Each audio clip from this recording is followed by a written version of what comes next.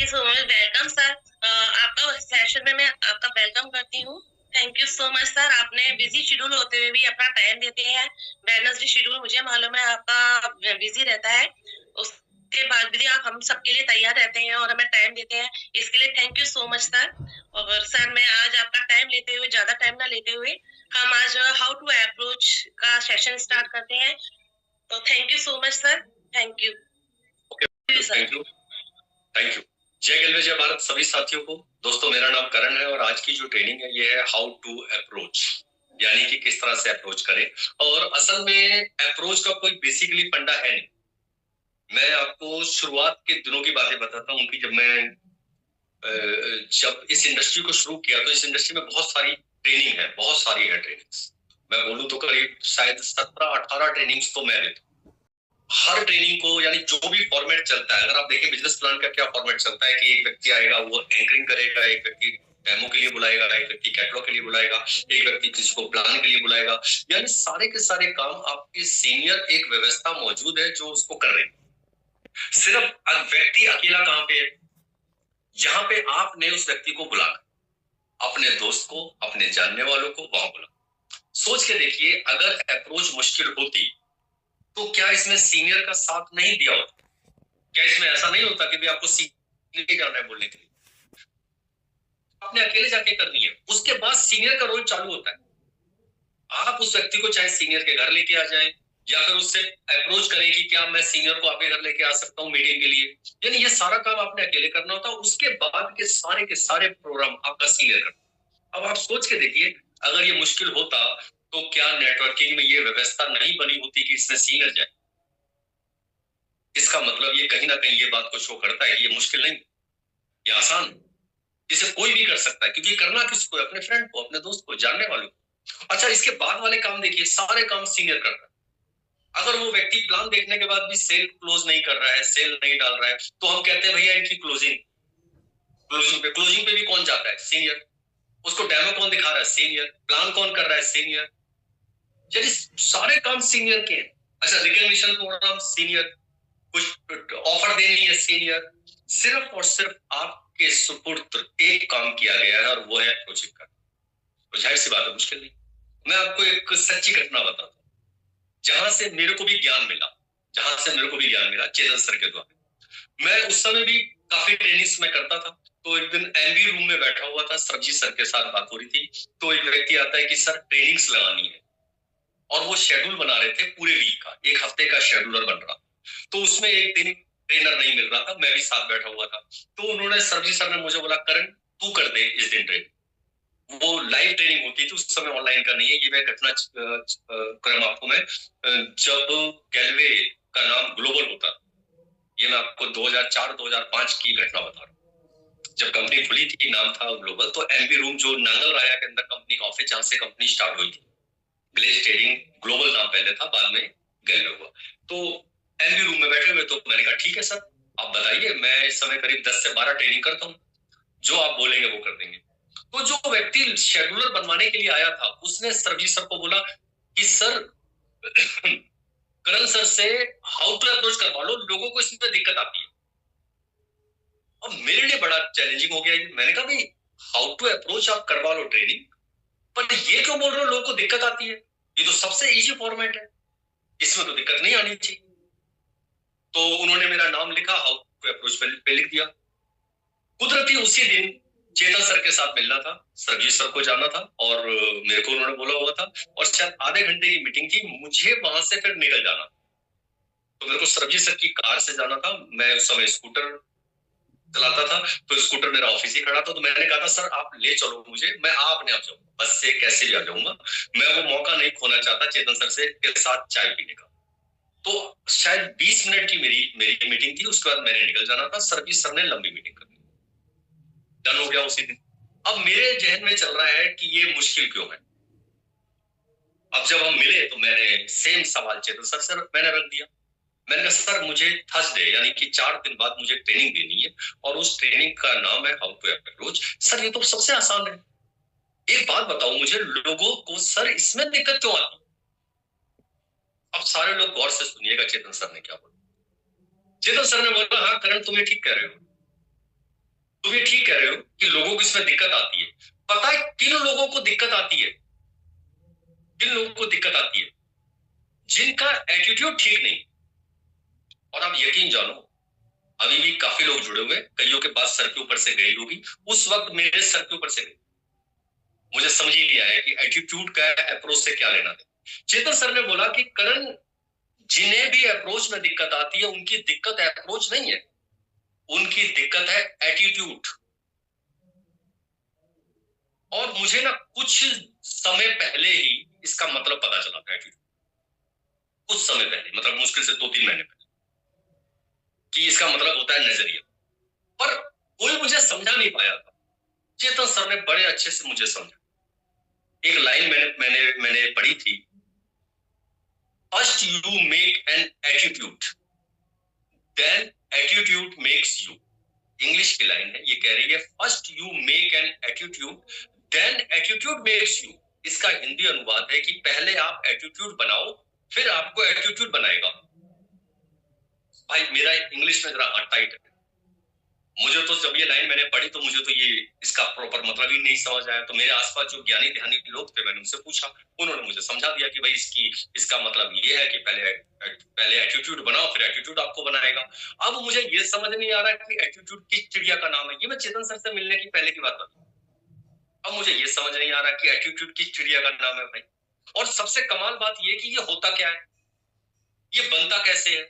और वो लाइन इतना बड़ा दावा कर रही है कि अगर मैं इसे बना लूं तो ये मुझे बनाएगा, यानी कि एटीट्यूड मुझे बनाने का दावा कर रहा है। मैं सच में, तो मैंने अब फिर लोगों से बोला तो सब ने यही बोला। अब किसी एक व्यक्ति ने मुझे मतलब समझा दिया कि सर एटीट्यूड का मतलब होता है नजरिया। आपका नजरिया क्या? भाई फिर भी मुझे क्लियर नहीं। ये बातें मैं आपको 4 साल पहले की बता रहा हूं। अब चेतन सर से मिला, चेतन सर ने भी सेम वर्ड बोले, क्या कि करण, दिक्कत अप्रोच नहीं है, दिक्कत है एटीट्यूड। आपका एटीट्यूड कैसा है? अब फिर मैंने चेतन सर को सारी कहानी सुना दी। मैंने कहा सर ये एटीट्यूड ने बड़ा खा रखा है, पहले भी थी और मुझे समझ नहीं आया सर एटीट्यूड। उन्होंने बोला मैं तुम्हें बता। मैंने कहा सर हिंदी पता है नजरिया, पर ये बनता कैसे है, मैं कैसे बनाऊं, और सबसे बड़ी बात ये मुझे कैसे बनाएगा। जब मैंने वो लाइन चेतन सर को बताई तो उन्होंने बोला करण तुमने ये कहीं से भी पढ़ी हो, ये लाख टके की लाइन, ये बिल्कुल सत्य लाइन है। सच में जिस व्यक्ति ने एटीट्यूड बना लिया वो एटीट्यूड आपको बनाएगा। और फिर उन्होंने इसका मतलब समझाया कि नजरिया का क्या मतलब है। नजरिया का मतलब है आप किसी भी चीज को कैसे देखते हैं, आपने किसी चीज को कैसे लिया। जैसे मैं अगर एक कागज में बनाता हूं 6,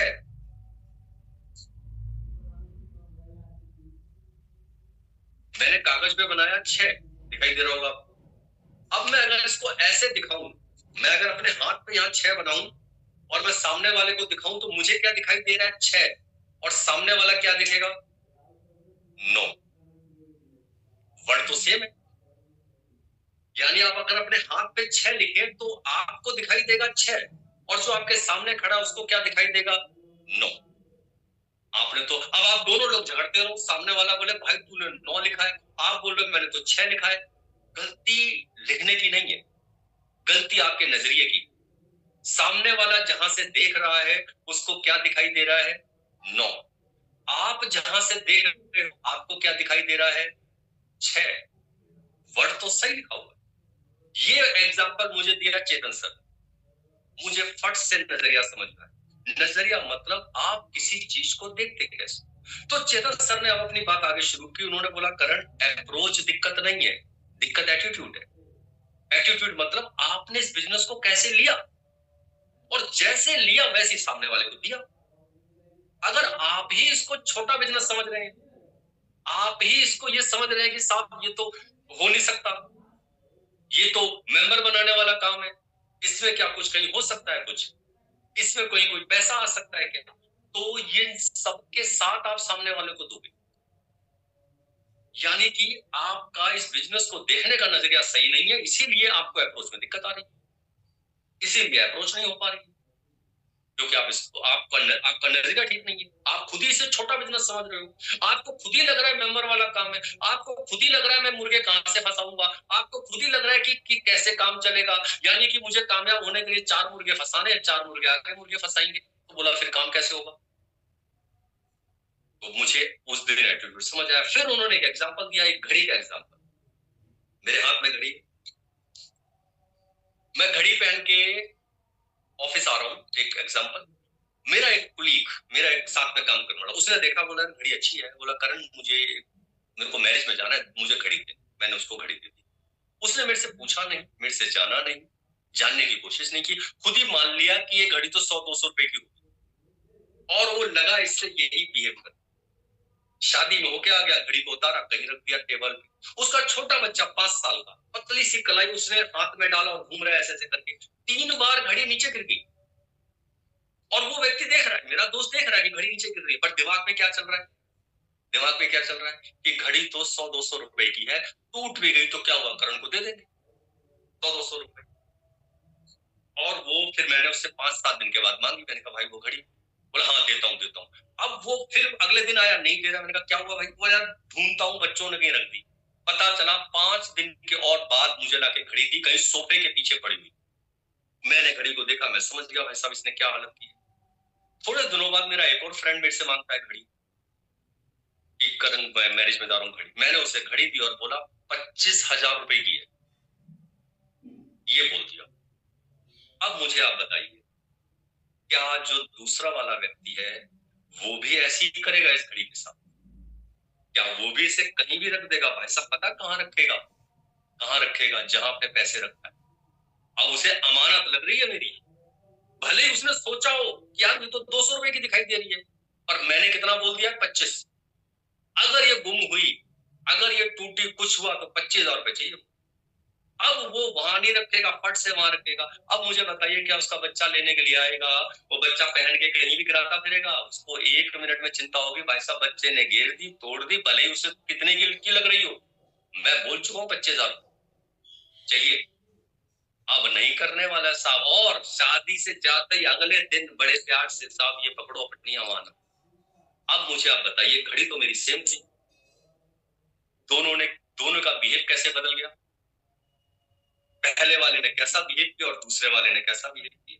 क्या फर्क था दोनों? मैं बताता हूँ। दोनों का फर्क है नजरिया, बस। घड़ी वही थी, दोनों का नजरिया बदल गया। पहले वाले ने कोई इंक्वायरी नहीं की, कुछ नहीं पूछा, कुछ नहीं करा, लगा उससे वैसा ही बिहेव करना जैसा उसने दिमाग में सोच लिया। और दूसरे वाले को पता चली क्या इसकी वैल्यू है, और उसने वैसा ही बिहेव किया उसके साथ। अब मैं आपसे पूछना चाहता हूँ, क्या आपने इंक्वायरी कर ली है नेटवर्क मार्केटिंग? क्या आपने इसकी सारी खोजबीन कर ली, या आप अपनी धारणा बना के बैठे हुए हो? आप अगर अपनी धारणा बना के बैठे हो तो साहब आप अपने नजरिए से देख रहे हो, क्योंकि नजरिया एक ही चीज से बनता है, एजुकेशन से डेवलप होता है विश्वास। और जब विश्वास आपका आ जाए, एक बार आपको पता चल जाए क्या चीज आपके पास है, साहब आप प्लान हो सकता ना करें, हो सकता है आप शेयरिंग में ना जाए और डेमो ना कर पाए, पर अप्रोच, अरे सब आपको उस व्यक्ति के पास नहीं भेजा जा रहा है जिससे आपकी कट्टी चल रही है। आपको आपके उस मोहल्ले पड़ोसी से नहीं बात करने को बोली जा रही है जिससे आपकी लड़ाई हो रखी है। आपको आपके दोस्तों के पास भेजा जा रहा है, आपको आपके जानने वालों के पास भेजा जा रहा है, उनके पास भेजा जिससे अब भी चल रही है, अच्छा याराना चल रहा है, घर में उठना बैठना चल रहा है, उनसे बात करने में आपको दिक्कत आ रही है। तो साहब ये बात सच है, दिक्कत आपका एटीट्यूड है। आप खुद इस बिजनेस को छोटा समझ रहे हैं, आपने इंक्वायरी नहीं, आपको पता नहीं चलता। जैसे बिल्कुल वही बात है कि एक व्यक्ति को हीरा दे दिया और वो क्या समझ रहा है, ये तो कांच का टुकड़ा है, और वो उससे वैसे बिहेव कर रहा है। वो ऐसे कर रहा है, पता कैसे, हाथ में कांच का टुकड़ा, हीरा है, ऐसे उछालता है और फिर इस हाथ में ले लेता है, फिर इस हाथ से उछाल रहा है, इस हाथ में ले रहा है। उसको रत्ती भर भी डर नहीं है कि साहब मैंने इधर से उछाला और इस हाथ में नहीं आया, ये नीचे गिरा, हीरा टूट जाएगा, ये तो 1 करोड़ का है। उसको वैल्यू ही नहीं पता, उछाले जा रहा है, इधर से ऐसे उछालता है, इस हाथ में ले लेता है, इस हाथ से उछालता है, इस हाथ में ले लेता है। कहीं आप भी तो ऐसा बिहेव नहीं कर रहे इसके साथ? कहीं आप भी हीरा आ गया है और कांच का टुकड़ा ही समझ रहे हैं? इट्स कॉल्ड ए नजरिया, ये है नजरिया। ये बनेगा कैसे साहब? ये बनेगा एजुकेशन से। ये किस तरह से डेवलप होता है? ये डेवलप होता है विश्वास से। और जब हम एमएलएम कर रहे थे ना, जब हम एमएलएम कर रहे थे तो बड़ा पंगा था। आज नहीं है साहब, आज बिल्कुल नहीं। आज गूगल बाबा मौजूद है हम सबके पास, साहब डाल के देख लीजिए एक बार कि क्या हुआ क्या है एमएलएम के अंदर। हम ये बात कर रहे हैं 2005 की, तब गूगल नहीं था, तब फेथ डेवलप करने में समय लगता। आज नहीं है साहब, डाल के देखिए ना एक बार, डाल के देखिए कि भारत के अंदर एमएलएम के क्या है लोग, डाल के देखिए एमएलएम से क्या लोग पैसा कमा रहे हैं। आपके जितने डाउट है, जितने शक है, बैठ जाइए सीनियर के साथ, बात कर लीजिए, पूछ लीजिए उनसे।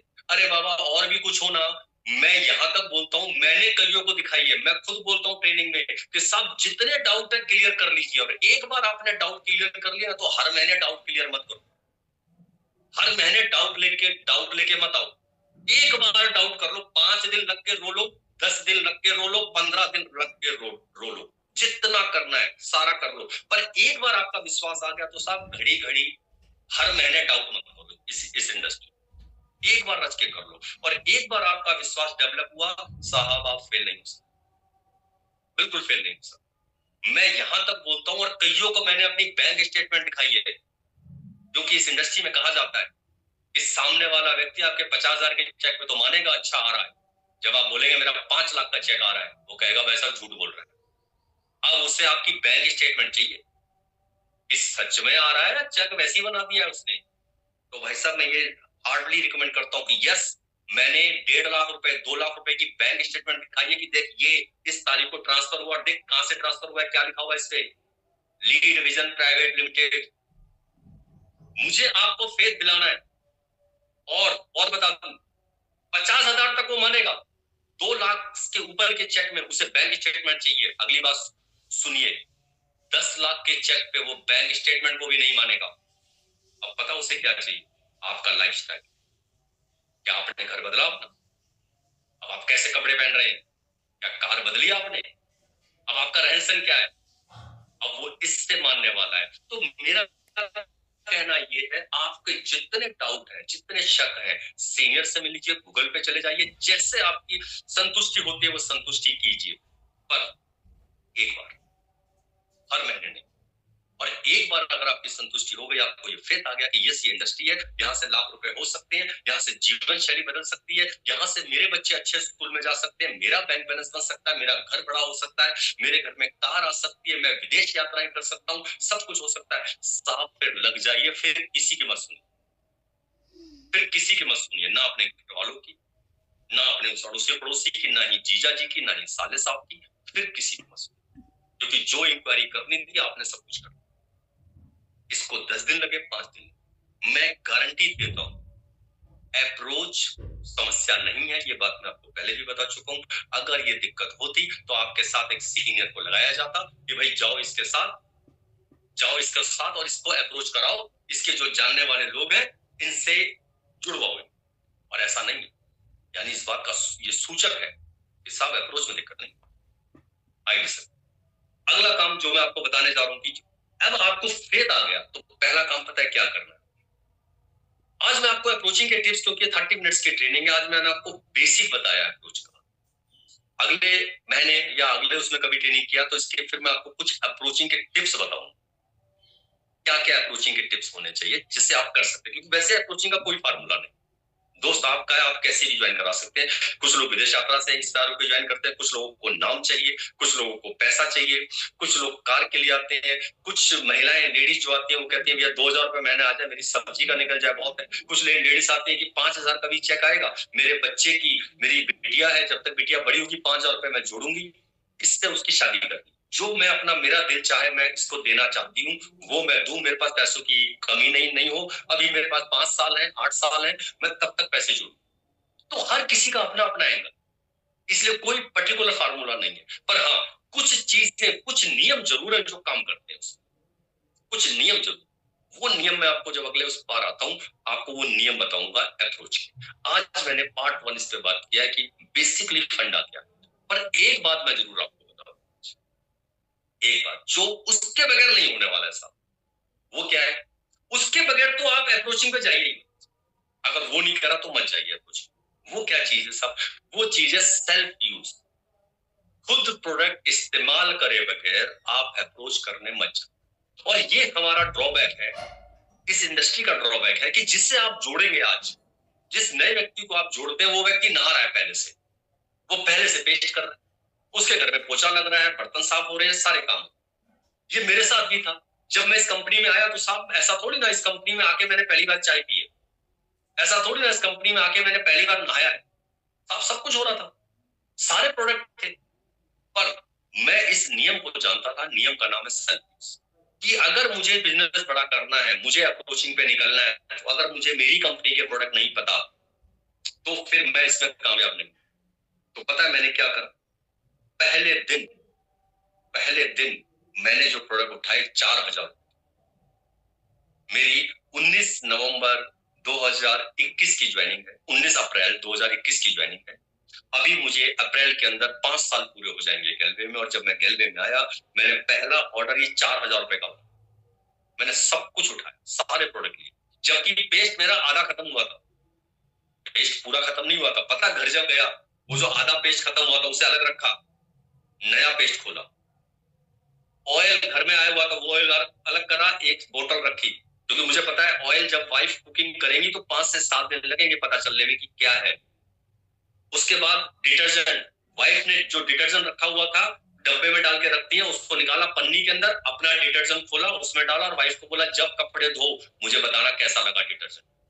बर्तन धोने वाला पेस्ट, साबुन, शैम्पू, सब कुछ बदला पहले दिन। क्यों? क्योंकि मैं जल्दी से जल्दी जानना चाहता था, कि मेरी कंपनी के प्रोडक्ट है कैसे। और पता है इसका रिजल्ट क्या हुआ? 3 दिनों में 17 प्रोडक्ट वाइफ ने बोले यस, इसका डिटर्जेंट बहुत बढ़िया है, इसका बर्तन धोने वाला बहुत बढ़िया है, पोछा लगाने वाला बहुत शानदार है, पेस्ट जबरदस्त है, ये साबुन बहुत शानदार है, ये बॉडी लोशन बहुत शानदार है। मैंने बनाई सबकी लिस्ट, मैंने लिखे 17 के 17 प्रोडक्ट्स के नाम। और अब निकला अप्रोच कर, अब गया प्लान दिखाने। और जहां प्लान दिखा रहा हूं, जहां डेमो दे रहा हूं, सब कुछ दिया, सब कुछ लिया। अब वो लिस्ट बना रहा है कि उसे क्या चाहिए। और लिस्ट बनाते समय अपने जेब से निकाली वो लिस्ट और सामने रखी कि भाई ये रखे हैं 17 प्रोडक्ट। इन 17 प्रोडक्ट से अगर आप कुछ भी छाड़ते हो, कुछ भी लेते हो इन 17 प्रोडक्ट्स, तो मेरी गारंटी, मैं आपके घर आऊंगा, इस प्रोडक्ट को उठाऊंगा, आपको पैसे चाहिए तो पैसे वापस दूंगा, आपको इसके बदले कोई दूसरा प्रोडक्ट चाहिए तो दूसरा प्रोडक्ट वापस दूंगा। 25% यूज करके मेरे को प्रोडक्ट वापस दे देना। 17 के 17 प्रोडक्ट, जो दिल चाहे वो ले लो, पर्सनल गारंटी। पता है यहाँ होता क्या है? जब हम प्लान देने जाते हैं तो जब बोलते हैं गैलवे को 22 साल, व्यक्ति पहला सवाल करता है साहब मैंने क्यों नहीं नाम सुना? अगर 22 साल हो गए तो मुझे क्यों नहीं पता? सब सवाल करता है। अगली बात बताता हूँ, मैं जिसके पास गया मैं उसको 10 साल से जानता हूँ, क्या वो इस पे शक कर सकता है? अभी यहाँ गारंटी साहब मेरी चलने वाली। वो गैलवे को बोल सकता है कि मेरे को पता ही नहीं है 22 साल हो गए कब से चल रही है, पर मुझे भी बोल देगा कि मैं 10 साल से दोस्त नहीं हूं उसका। मुझे भी बोल देगा मैं 15 साल से नहीं जानता उसको। क्या मुझे भी मना कर देगा मैं 25 साल से नहीं जानता उसको? बिल्कुल नहीं साहब। अभी गारंटी आपकी चलने वाली है साहब। कंपनी, सीनियर, ये सब दूसरी दुनिया के लोग हैं। जो सीनियर भी गया ना डेमो प्लान दिखाने, वो भी दूसरी दुनिया का, उन्हें लगेगा कंपनी से आया हुआ है, ये तो तारीफ ही करेगा। वो मेरा दोस्त मेरे को जानता है, मेरे को फेथ करता है, मुझे जान रहा है 12 साल से, ना मेरे सीनियर को जानता है ना कंपनी को जानता है। ये 22 साल पुरानी हो जाए चाहे 40 साल पुरानी हो जाए, पर 10 साल से मुझे जान रहा है। जब मैंने लिस्ट निकाल के गारंटी दे दी अपनी, साहब कैसे नहीं ज्वाइन होगा? कैसे नहीं प्रोडक्ट जाएंगे? और मैंने किस प्रोडक्ट की गारंटी दी? जिसका मुझे 100% पता है, मैंने उसकी गारंटी नहीं दी साहब। जो मेरे को ही खराब लगा है, पता चला एक मेरे को ही खराब लगा, उसका और उठ के आ जाएगा मेरे पास, काय को भाई, काय को? तो क्या ये नियम पता है आपको? और ये चीज नहीं पता और आप ये नहीं कर रहे। सवाल अपने आप से बस पूछिएगा, मुझे मत बताइए, किसी को मत बताइए। किसी आज लिख लीजिए एक बार कागज पे नाम कि आप कितने प्रोडक्ट की गारंटी ले सकते हैं। अगर ऐसा हो जाए आपकी लिस्ट में कितने नाम आ सकते हैं साहब? आप कौन सा प्रोडक्ट ऐसा होगा जो सामने वाले को आंखों में आंखें डाल के, छाती ठोक के ये बोल सकते हैं मैं ये वापस ले लूंगा, 25% यूज किया हुआ वापस ले लूंगा, पूरे पैसे वापस दूंगा। इतना विश्वास है मुझे मेरी कंपनी के प्रोडक्ट पे। और एक और बात बताता हूँ, कमाल की बात, जितनों को गारंटी दी, एक प्रोडक्ट वापस नहीं आया, एक प्रोडक्ट। क्योंकि ये बिल्कुल वही बात है कि जिस डॉक्टर के पास आप जाओ और डॉक्टर ये बोल दे कि बेटा ये दवा खा, 101% कल तू ठीक है, कल तू दौड़ेगा। पता है आधा काम डॉक्टर का विश्वास कर देता है उसको। जब डॉक्टर ये बोल देता है कल से तू ठीक है, बिल्कुल दौड़ता हुआ दिखाई देगा, बस दवा खा ले, दोनों तीनों टाइम खा लियो, ये वही कॉन्फिडेंस काम करता है। अगर किसी को हल्का सा लग भी रहा होगा ना खराब, तो मैं जिस कॉन्फिडेंस से बोल रहा हूँ, घर के 3 लोग हैं और एक ने खराब भी बोला तो 2 लोग उसको दबा देते हैं कि नहीं, करण ने इतने फेस से बोला था साहब ये सच में शानदार है, वरना ऐसे गारंटी को नहीं लेता बचे भी। एक नहीं आया वापस, मुझे नहीं पता वजह क्या, एक नहीं आया सिंगल प्रोडक्ट आज तक के लास्ट तक। अब तो मैं बहुत सारे प्रोडक्ट की गारंटी देता हूँ, ये मैं शुरू के 3 दिनों की बात बताता हूँ। और मैं अप्रोच करनी उसके बाद क्या था, मैंने अप्रोच ही उसके बाद करा। और बड़े सारे लोग ये गलती कर देते हैं, साहब उनसे पूछो कितने प्रोडक्ट यूज करें, कुछ भी नहीं। सबसे पहले जल्दी लग जाती है, जाके फटाफट 3 लोग जोड़ लूं, क्योंकि जब वो प्लान सुन रहे होते हैं 3 व्यक्ति उनके दिमाग में होते हैं, ये जुड़ जाएगा, ये जुड़ जाएगा, ये जुड़ जाएगा। दुर्भाग्य इस नेटवर्क मार्केटिंग का, सबसे पहले वही 3 मना करेंगे आप, ये ड्रॉबैक है इसका। और आपके जहन में चल रहे थे, आपको जीजा याद आ गया, सालिस साहब याद आ गया, आप सबसे पहले वही मना करेंगे। आप पंगा, आप कलेक्ट। मैं आपको तरीका बता रहा हूँ अप्रोच का, सिर्फ एक फंड, और भी बहुत सारे फंड आपको अगली बार बताऊंगा। एक फंड बिना 7 से 8 प्रोडक्ट यूज करे किसी को बताने में, एक बार आपने प्रोडक्ट मजा आ गया, आपके 7-8 प्रोडक्ट, साहब आपकी आंखें बोलेंगी, आपकी आंखें बोलेंगी। आपको पता है मैं अभी आपसे बात कर रहा हूँ, मेरे होंठ बात कर रहे हैं, पर पता है मेरी पूरी बॉडी लैंग्वेज बोल रही है, मेरी आंखें बोल रही है, मेरी बॉडी लैंग्वेज बोल रही है, मेरा फेस बोल रहा है, होंठ से तो आपको सुनाई दे, सब कुछ बोल रहा है। क्या ये कॉन्फिडेंस है? ये पता कब आता है, जब सच में आपने यूज किया। एक बार बिना 8-9 प्रोडक्ट यूज करे किसी को बताने में, मैं इतना जानता हूँ फेल नहीं हो सकता। आज मैंने आपको पहला बेसिक जो चीज बताई है आपको मैंने, कि आप अपना एटीट्यूड ठीक कीजिए, 5 दिन लीजिए, 7 दिन लीजिए, समझ लीजिए ये इंडस्ट्री क्या है, आप कैसे इसमें काम कर सकते हैं, आपके लिए है या नहीं है, आप कितना पैसा अर्न कर सकते हैं, और असल में कितना आपको चाहिए पैसा, कितने समय काम करना पड़ेगा, क्या आप प्लानिंग ले लीजिए सीनियर से। और एक बार आपने फेक किया, फिर घड़ी घड़ी हर महीने मत कीजिए, फिर किसी की बातों में मत, फिर कौन क्या बोल रहा है, कैसे बोल रहा है, छोड़ दीजिए, क्योंकि आपने सब कुछ देख लिया है, आपने सब कुछ जांच कर ली। अब आप किसी भी फिर बातों में, वो जो बोल रहे हैं बोलने दीजिए। लोग ना भी करेंगे, हाँ भी करेंगे, दोनों तरह के लोग। और जो ना करेगा वो बड़े प्यार से ना नहीं करेगा। एक भी व्यक्ति ना आपको ऐसा नहीं करेगा कि मेरे बस की नहीं है, तू जा तू कर ले, ना पता लोग कैसे करेंगे कि तुम्हारे बस की नहीं, तुमसे नहीं हो पाएगा, मेरे उसने करा, मेरे उसने करा, मेरे उसने करा, जीजा जी फेल हो गए, वो फेल हो गया, वो फेल हो गया। आपको डिमोटिवेट करते हुए ना करेंगे लोग। एक नहीं मिलेगा आपको जो ये बोले यार वेरी गुड मेरे बस की नहीं है, ना ना एक नहीं मिलेगा। वो हर कोई ये बता रहा होगा तुम्हारे बस की नहीं है, तुम नहीं कर पाओगे, वो फेल हो गया, वो फेल हो गया। तो फिर मैंने बोला ना मत सुनो किसी की, और एक अपना वो चीज ठीक कर लीजिए। तो थैंक यू सो मच। उम्मीद करता हूँ जरूर कुछ ना कुछ क्लियर हुआ होगा, जरूर कुछ ना कुछ समझ आया होगा, और अगले उसमें मिलते हैं कुछ टिप्स अप्रोचिंग के साथ। थैंक यू गुंजन मैम, एक शानदार ट्रेनिंग अरेंज करने के लिए। Thank you so much.